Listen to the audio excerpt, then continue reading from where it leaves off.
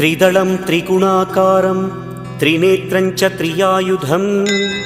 त्रिजन्म पापसंहारम् एकबिल्वं शिवार्पणम् त्रिशाखैः बिल्वपत्रैश्च अच्छिद्रैः कोमलैः शुभैः तव पूजां करिष्यामि एकबिल्वं शिवार्पणम् कोटिकन्या महादानं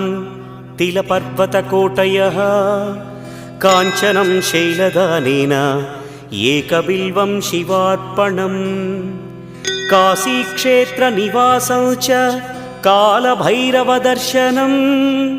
प्रयागे माधवं दृष्ट्वा एकबिल्वं शिवार्पणम् इन्दुवारे व्रतं स्थित्वा निराहारो महेश्वर नक्तं हौष्यामि देवेश एकबिल्वं